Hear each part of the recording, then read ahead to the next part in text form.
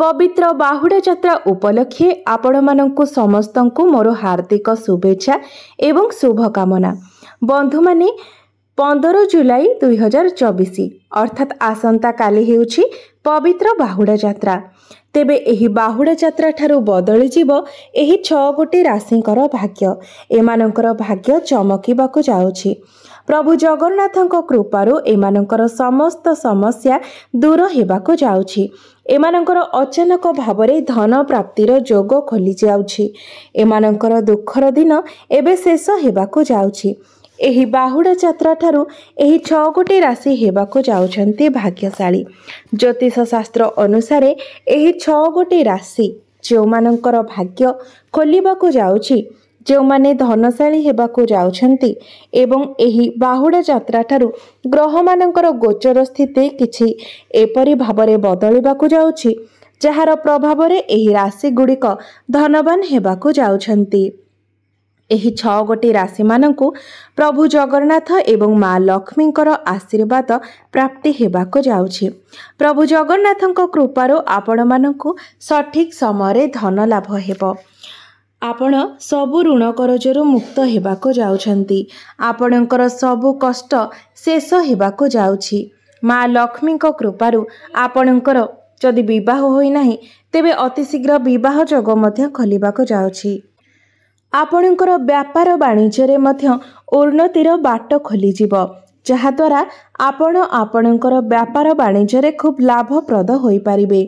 मनपसंदर चाकरी मध्य आपणको प्राप्ति हेबार जोग खोली जाउछि। आपणको मध्यरे आकर्षण क्षमतार वृद्धि हेबो।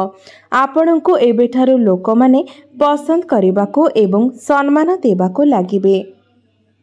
आपणको द्वारा करा जाउथिबा समस्त चेष्टा वर्तमान ठारू सफल हेबाकू जाउछि।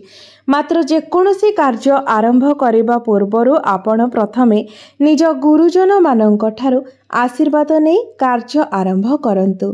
माँ लक्ष्मींक कृपारू आपणको अजଣା स्रोतरु धन लाभ हेबो।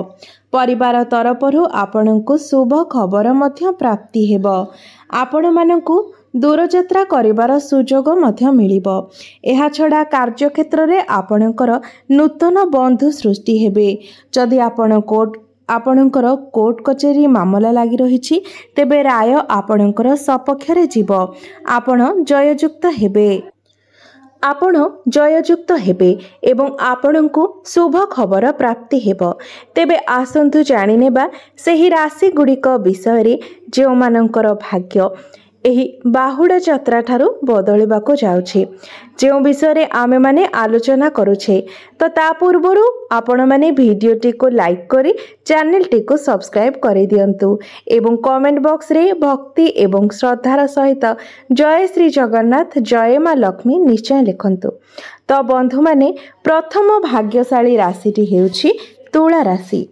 एही पवित्र बाहुड़ा यात्रा ठारू आपणक जीवन रे सफलतार स्रोत बहिबाकु जाउछि। आपणकर प्रत्येक चेष्टा रे आपणको सफलता प्राप्ति हेबाकु जाउछि। आपणक गृह को सुख समृद्धि एवं धनर आगमन हेबो। एही बाहुड़ा यात्रा ठारू आपणक जीवन रे एक नूतन परिवर्तन हेबो। जदि आपण बेरोजगार अछंती तेबे आपणको रोजगारर कोनोसी ना कोनोसी बाट मिलि जिवो एवं जदि आपण चाकरीर अनुसंधान रे अछंती तेबे आपणको चाकरी मिलिबार जोग मध्य सृष्टि हेउछि। नूतन कार्य रे आसुथिबा समस्त विघ्नर नाश हेबाकु जाउछि। सामाजिक कार्यकलाप रे आपणको सफलता प्राप्ति हेबो। जीवनर प्रत्येक असुविधा आपणकर दूर होई जिवो।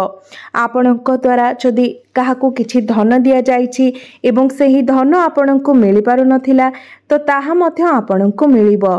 गृह रे सुख शांति एवं आनंदर लहरी लागी रहिबो। धन रोजगार करिबार नूतन रास्ता आपणको पई खोली जिवो। एबे आसंतु जानिबा द्वितीय भाग्यशाली राशि जे कि हेउछि राशि चक्रर द्वितीय राशि वृष राशि। आपणकर आर्थिक स्थिति रे अनेक उन्नति हासिल हेबो। आपणकर आगामी समय सुखमय हेबाको जाउछि। व्यापार वाणिज्य रे धन लाभ हेबार संभावना बनुअछि। एही समय रे आपणकर यात्रा लाभदायक हेबो। आपण ଆପଣଙ୍କ ଜୀବନରେ ଚାଲିଥିବା ସମସ୍ତ ପ୍ରକାର ଦୁଃଖର ଅନ୍ତ ହେବ। ସମସ୍ତ ପ୍ରକାର କଷ୍ଟର ଅନ୍ତ ହେବ। ଚାକିରି କରୁଥିବା ବ୍ୟକ୍ତିମାନଙ୍କ ପାଇଁ ଏହି ବାହୁଡ଼ା ଯାତ୍ରା ପରଠାରୁ ସମୟ ଅତ୍ୟନ୍ତ ଶୁଭ ରହିବ। ଏହି ରାଶିର ବ୍ୟକ୍ତି ବିଶେଷମାନଙ୍କର ଘରେ ଖୁସିର ବର୍ଷା ହେବ। ଆପଣ ଆପଣଙ୍କର ପ୍ରେମ କ୍ଷେତ୍ରରେ ମଧ୍ୟ ସଫଳତା ପ୍ରାପ୍ତ କରିବେ। ଏବେ ଆସନ୍ତୁ ଜାଣିବା ତୃତୀୟ ଭାଗ୍ୟଶାଳୀ ରାଶି ସିଂହ ରାଶିଙ୍କ ବିଷୟରେ। ଏହି ରାଶିର ବ୍ୟକ୍ତି ବିଶେଷମାନଙ୍କ ଉପରେ ମା ଲକ୍ଷ୍ମୀ ଏବଂ ଭଗବାନ ବଜରଙ୍ଗବାଲି ହନୁମାନଙ୍କର କୃପା ଦୃଷ୍ଟି ବନିବାକୁ ଯାଉଛି। ଆପଣଙ୍କୁ ଆପଣଙ୍କ ଜୀବନରେ ସଫଳତା ପ୍ରାପ୍ତି ହେବାର ଯୋଗ ଖୋଲିବାକୁ ଯାଉଛି। ଆପଣଙ୍କୁ ଆର୍ଥିକ ସଙ୍କଟ ଏବଂ ସମସ୍ତ ଋଣ କରଜରୁ ମୁକ୍ତି ମିଳିବ। ଆପଣଙ୍କ ଜୀବନରେ ଏହି ବାହୁଡ଼ା ଯାତ୍ରା ପରଠାରୁ ପ୍ରତ୍ୟେକ କାର୍ଯ୍ୟରେ ଆପଣଙ୍କୁ ସଫଳତା ମିଳିବ। ଆପଣମାନେ ଦିନ ରାତି ପରିଶ୍ରମ କରି ଉନ୍ନତି କରିବେ ଏବଂ ଏହା ସହିତ ଏକ ନୂତନ ପରିଚୟ ମଧ୍ୟ ସୃଷ୍ଟି କରିବେ। ଆପଣମାନେ ମହତ୍ତ୍ୱପୂର୍ଣ୍ଣ କାର୍ଯ୍ୟରେ ନିର୍ଣ୍ଣୟ ନେବାରେ ସଫଳତା ପ୍ରାପ୍ତି କରିବେ। ଆଗାମୀ ସମୟରେ ଆପଣମାନଙ୍କର ଭାଗ୍ୟ ଘୋଡ଼ାଠାରୁ ଅଧିକ ଜୋରରେ ଦୌଡ଼ିବାକୁ ଲାଗିବ ଏବଂ ଏହି ବାହୁଡ଼ା ଯାତ୍ରା ଠାରୁ ଆପଣଙ୍କ ଜୀବନରେ ଖୁସିର ବର୍ଷା ହେବ। ଆପଣଙ୍କ ପାଇଁ ଧନ ରୋଜଗାରର ନୂତନ ରାସ୍ତା ସବୁ ଖୋଲିବାକୁ ଲାଗିବ। ଅଚାନକ ଭାବରେ ଆପଣଙ୍କୁ ଆର୍ଥିକ ଲାଭ ମିଳିବାର ସମ୍ଭାବନା ସୃଷ୍ଟି ହେଉଛି। ଏବେ ଆସନ୍ତୁ ଜାଣିବା ଚତୁର୍ଥ ଭାଗ୍ୟଶାଳୀ ରାଶି କନ୍ୟା ରାଶିଙ୍କ ବିଷୟରେ।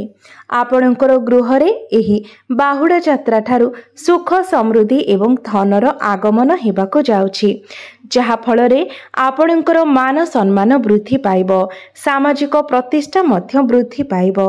ଆପଣଙ୍କର ବ୍ୟାପାର ବାଣିଜ୍ୟ କ୍ଷେତ୍ରରେ ଲାଭ ପାଇବାର ସମ୍ପୂର୍ଣ୍ଣ ସମ୍ଭାବନା ରହୁଛି।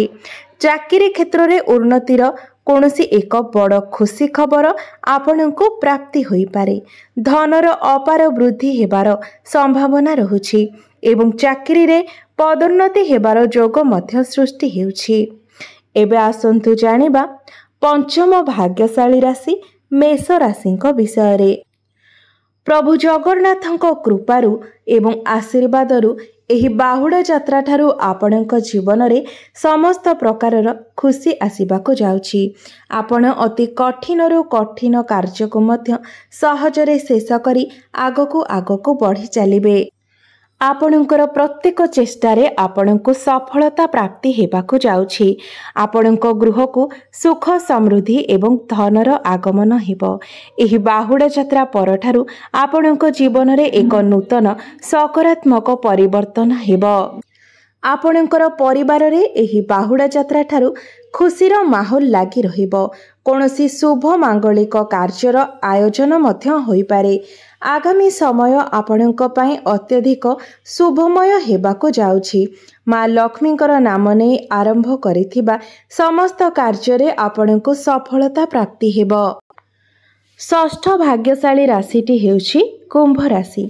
ବ୍ୟାପାର ବାଣିଜ୍ୟ କରୁଥିବା ବ୍ୟକ୍ତିମାନଙ୍କୁ ଏହି ବାହୁଡ଼ା ଯାତ୍ରା ଠାରୁ ବ୍ୟାପାର ବାଣିଜ୍ୟ କ୍ଷେତ୍ରରେ ଅହେତୁକ ଧନଲାଭ ହେବାର ସମ୍ଭାବନା ସୃଷ୍ଟି ହେଉଛି। ଆପଣଙ୍କର ସଫଳତାକୁ ଦେଖି ଆପଣଙ୍କର ଶତ୍ରୁମାନେ ଆପଣଙ୍କ ପ୍ରତି ଅତ୍ୟଧିକ ଉଗ୍ର ହୋଇପଡ଼ିବେ ଏବଂ ଆପଣଙ୍କର କ୍ଷତି ସାଧନ କରିବାର ବାଟ ଖୋଜିବେ। ମାତ୍ର ସେଥିପାଇଁ ଆପଣ ବିଲକୁଲ ବି ବ୍ୟସ୍ତ ହୁଅନ୍ତୁ ନାହିଁ, କାରଣ ଯେତେ ଚେଷ୍ଟା କଲେ ମଧ୍ୟ ସେମାନେ ତାଙ୍କର ଚେଷ୍ଟାରେ ସଫଳ ହୋଇପାରିବେ ନାହିଁ ଏବଂ ଆପଣଙ୍କର ଶତ୍ରୁମାନେ ସେମାନଙ୍କର ସମସ୍ତ ଚେଷ୍ଟାରେ ବିଫଳ ହେବେ। ସେମାନେ କଦାପି ବି ସଫଳ ହୋଇପାରିବେ ନାହିଁ। ଶିକ୍ଷାର୍ଥୀମାନଙ୍କୁ ଅତି ଶୀଘ୍ର ନିଜର ଗୁରୁଜନମାନଙ୍କ ଠାରୁ କିଛି ବଡ଼ ଜିନିଷ ପ୍ରାପ୍ତି ହୋଇପାରେ। ଏହା ସହିତ ପରୀକ୍ଷାରେ ସଫଳତାର ଯୋଗ ମଧ୍ୟ ବନୁଅଛି।